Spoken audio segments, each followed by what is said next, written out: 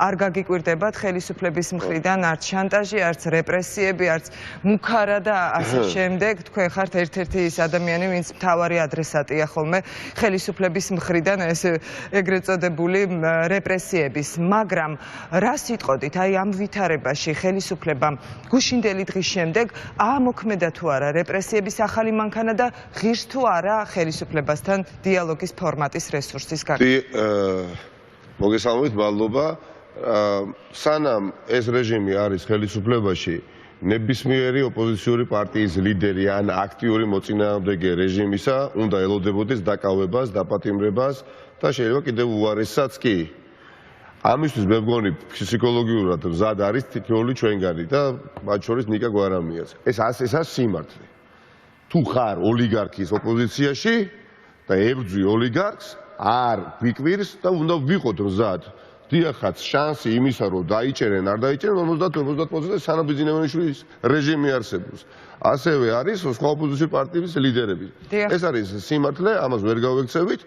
სხვაგვარად ეხა ბრძოლა არ გამოდის. მაგრამ ნებისმიერი ლიდერის, მედია მენეჯერის ნიკა გვარამიას სახით, რომელიც მართლაც ყავს, ჯერ მithwas ყელში გაჩხერილი, ხო? ვიზინა ივანიშვილის რეჟიმს მას პირადად, ხო, ნუ ეხა მე ველოდები დაკავებებს, მაგრამ ეს კარგი ცხოვრებით კი არ განახორციელდება ივანიშვილის მხრიდან. მას რომ ეშინია და მას პრობლემები ექნება და საუკეთესოსულები აღარ რჩება, ამიტომ ანახლებს ხოლმე დრო და დრო პოლიტიკურად მოტივირებულ დევნებს და აპატიმრებს და მე ძელოთ აყვანილ ადამიანებს უშევს, მაგრამ ამ პროცესში იყო ამის მიზეზი გუშინდელი დღე ბატონიკა, აი როდესაც ქართული ოცნება საბოლოო ჯამში ვნახეთ, რომ მარტო დარჩა სრულიად. ამ პროცესში ზიანდება, ამიტომ მე ვერ ვფიქრობ უბრალოდ რაში უნდა აწყობდეს ქართულ ოცნებას ნებისმიერ ნიკა გვარამიას დაკავება ამ შემთხვევაში, ხო, რაში უნდა, ხო, ეს ყველა ხო პირიქით დასუსტება, ხო, ხელისუფლება, ხო? ამით ვერ გატეხავს საზოგადოებას დაპატიმრებები რო არ გვიკვირს და აგერ პირდაპირ ეთერში რო გეუბნებით, რომ თუ კი ხარ ქართულ პოლიტიკაში სამწუხაროდ დღეის მოცემულობით გზად ამავე დროს უნდა იყო ციხისთვისაც, იმიტომ რომ გზა თავისუფლებისაკენ გადის ციხეზეც ჯერჯერობით, ხო? ეს არ არის ნორმალური ნორმალურ სახელმწიფოში, მაგრამ ნორმალურ სახელმწიფოში ჩვენ არ ვცხოვრობთ ჯერჯერობით ვართ განვითარების გზაზე ყოფი სახელმწიფო და ნუ როგორც ჩანს ზვარაკად შეწირვები ამ პროცესში იქნება. და მე დარწმუნებული ვარ, რომ ეხლა არც ნიკა გვარამიას შეეშინდება ციხეში ჟდომის და არც ნებისმიერ სხვას, მაგრამ თუ კი ამის აუცილებლობა იგრძნო ბიზინა ივანიშვილმა აუცილებლად დააპატიმროს პირდაპირ გეუბნებით არაერთ ლიდერს, მათ შორის ნიკა გვარამიას, მაგრამ ამით კიდევ უფრო დასუსტება და კიდევ უფრო გაძლიერდება ოპოზიციური მოძრაობა. კარგით, რა საპირებს ოპოზიციური მოძრაობა, სწორედ აი ამის ეს იქნება ჩემი მომდევნო შეკითხვა. ბატონიკა, იმ ფონზე, როდესაც დღეს ხელისუფლებამ არა თუ რაიმე, ვთქვათ, დიალოგზე ან დათმობაზე წასვლა, ბოდიშის მოხდა მოითხოვა ოპოზიციისგან იმისთვის, რომ ისვედმა წარმოადგინა რაღაც დასკვნა და ამის შემდეგ ამბობენ, რომ მე პირადად და არ მახსენდება უბრალოდ არც ერთი პოლიტიკური პარტია, მე ნამდვილად არა თუ საჯარო საუბარში, კერძო საუბარში არგუმენტებსაც არ გამომიყენებია სამართლიანი არჩევნების მეთოდოლოგია. არ გამომიყენებია, მეგობართან საუბარშიც კი არ მიხსენებია და რა შეიცვალა, ან რაღაც პროპაგანდისტული რაღაცა ხერხი გამოიყენა, ვითომ ეხა ქართულ მოუწევ რაღაცა შეიცვალა, კაცში არ იცის რა შეიცვალა და ამით შეტევაზე დააპირეს გადმოს. რა ისმედის მეთოდოლოგიაზე მელაპარაკებიან, ეხა ჯერ ერთიც უბანზე რომ არჩევნები გაყავდა სხვადასხვა მეთოდებით 3800 უბანია, ხო, უამრავ უბანზე გაყავდა არჩევნები, ამას თვითონ ისვედი დასკვნაში წერს, ხო, დაწყებული კარუსელიდან, გაგრძელებული, არ ვიცი მე, კი ბატონო, სხვადასხვა მეთოდი, დაშინება, შანტაჟი, შავი ფული, კი 8000 ბიულეტენი დაიკარგა. 4-ჯერ მეტი, ვიდრე ოდესმე ყოფილა 8000 ბიულეტენი დაიკარგა. ან როდესაც საუბრობთ, რომ ვიღაცას უნდა დაუმტკიცოთ ჩვენ, რომ არჩევნები გაყავდა, მაპატიეთ, პრაქტიკული მაგალითები მოვიყვანოთ. ვინმე მათ შორის გულახდილად გეუბნებით, ჩვენი საერთაშორისო პარტნიორებისთვის წარდგენილი მტკიცებულებები რომ იარაღით დარბოდა ხალხი არჩევნების დღეს, საარჩევნო უბნებზე და დღეს ჩვეულებრივად გადაადგილდებიან, იმიტომ რომ ის არის ალაძის ბავშვობის მეგობარი. როდესაც დაარბიეს საარჩევნო უბნები, მე როდესაც დაწვეს საარჩევნო შტაბი, ხა ასეთი უბანია გდანში რა, ერთ უბანზე გეტყვით, ერთ რაიონზე და ამაზე მეტი ეხა მტკიცებულება რომ არჩევნები გაყავდა. ასეთი საარჩევნო ოქმი დაიწერა და 85-ში იყო დისბალანსი. რაზეც საუბრობს ასევე სამართლიანი არჩევნები, ხო? და რეალურად ეხა ოქმებს ითვლის, ეს ითქვა ბევრჯერ სამართლიანი არჩევნები, მე არაფერს არ აკეთებს. ანუ რო ჩაიყრებოდა გაყალბებული ბიულეტენები კარუსელების გზით, ასე შემდეგ, ხო, რაც ამოვიდოდა ემყუთიდა და რაც იწერებოდა იმ ოქმებში, იმას თვლიდა, ანუ სისტორეზე კი არ ჰქონდა მონიტორინგი სამართლიან არჩევნებს, ანუ სწრაფად ითვლიდა. რა შემთხვევაში რა თქმა უნდა და ითვლიდა იმ ოლქებს და იმ ოქმებს სამართლიანი არჩევნების მეთოდი. და არა დაშინება და მოსყიდვა. ამ სისტემაში, CSKO სისტემაში მარტივად ვთქვათ, 3 ინსტანცია, ასე რომ წარმოვიდგინოთ. ანუ უბანი, საარჩევნო უბანი, მერე ოლქი, საოლქო კომისია და მერე ცენტრალური ზვანია, ხო?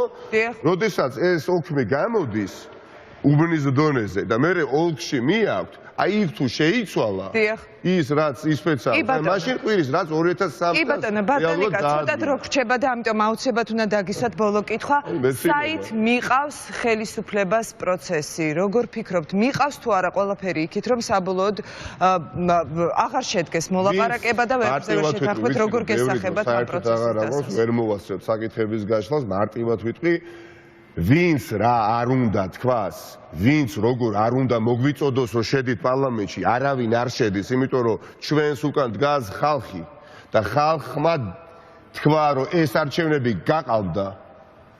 ყველა ვთანხმდებით, რომ გაყალბებულ პარლამენტში ჩვენ არ შევდივართ. არ არსებობს მთელი დუნია რომ გაერთიანდეს და გვითხრას, რომ შევბრძანდით იქით, ხო, პასუხისმგებლობა არის ქართველებზე, მოსახლეობაზე. ამიტომ ბრძოლა გაგრძელდება ძალიან ინტენსიური, მიუხედავად ბევრი პრობლემებისა, მათ შორისაა გულისხმობ ეპიდემიოლოგიურ პრობლემას და გავაგრძელებთ მუშაობას საზოგადოებასთან, ქართულ ხალხთან, აქტიურ მუშაობას და პარალელურ რეჟიმში საჭიროება იქნება მოლაპარაკებების, ვიქნებით იქაც რომ ჩვენ არ დაგვგვალდეს მერე მოლაპარაკებების მაგიდის აყირავება, მაგრამ ხალხთან მუშაობა გაგრძელდება ძალიან ძლავრი ეტაპზე გადასვლის პირობებში რა მე ეჭვი არ მეპარება და არავის არ უნდა შეეშინდეს ამისი კი ბატონო საჭიროება იქნება და იქნება აუცილებლად და ძალიან ბევრი გამოვალთ რუსთაველის გამზირზე ყველა სხვა მშვიდობიანი მეთოდების გამოყენებით აბა როგორ გინდათ ეხლა რატო ვერ იდებით იცით რა რევოლუციას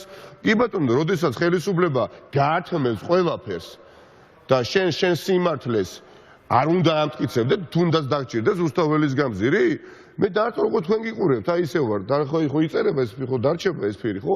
ძალიან მალე. იქნება ეს არ ვიცი 4 თვეში, 5 თვეში, 2 თვეში, 3 თვეში, 8 თვეში. მე დარწმუნებული ვარ, ბიძინა ივანიშვილი დაანიშნავს ახალ არჩევნებს, მაგრამ არა იმიტომ, რომ მას ეს ენდობება. ხალხი აიძულებს არჩევნების დაანიშნავს ოლიგარქს და აიძულებს მათ შორის ქუჩაში მშვიდობიანად გამოსვლის, მაგრამ აქ უკვე 1, 2, 3, 4 და 5 პარტიის საკითხი ეს აღარ არის.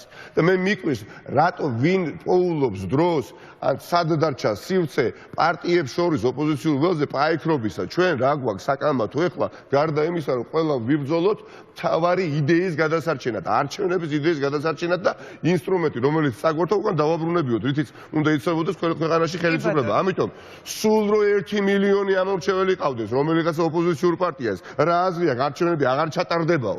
ამიტომ მივახცეთ მოლაპარაკებების გზით შედეგს ძალიან კარგი.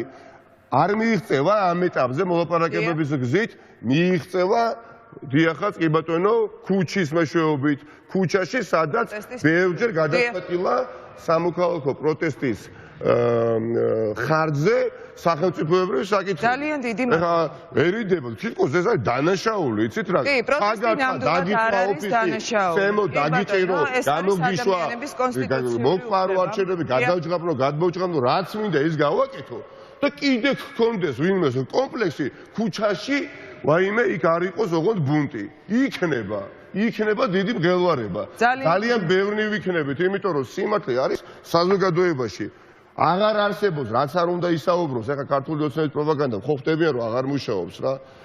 ვინც უღალატებს ხალხს, ის უბრალოდ მოიკვეთება პოლიტიკური საზოგადოებრივი ცხოვრებიდან და დარჩებით იმდენი, რამდენიც საკმარისი იქნება ამ ადამიანის მართვისადავები და ჩამოსაშორებლად. ბეძინა მეშოს გულისხმობ. ძალიან დიდი მადლობა, აი ასეთი პრინციპული განწყობით და შემართებით. გასრულებ შეიძლება ვაიმე რევოლუცია, რო ყურე ხა ოჯახებში რო შემოგივარდეთ და რაც გინდა იმას რო გაკადრებე, რაც უნდა გინდა სახლი დაგიწვან, გინდა დაგაყაჩაღონ, გინდა კანონიერი ქურდები თავზე დაგასვან, გინდაც რა ვიცი, საკარმი დამოდაქციოს მთელი თბილისი და არა ქუჩა, რატო არა ქუჩა? აბა მაშინ დავლევდეთ. პარლამენტი არა, აღმასრულებელი ხელისუფლება არა, არჩევნები არა, ქუჩა რატო და ისა დანაშაულია რუსთაველის გამზირდება. არა, ნამდვილად პროტესტის გამოხატვა არის ადამიანების კონსტიტუციური უფლება და დანაშაული არის არჩევნების მოპარვა ბატონო ნიკა, აი ეს კი ნამდვილად დანაშაულია და სისხლის სამართლის დანაშაული.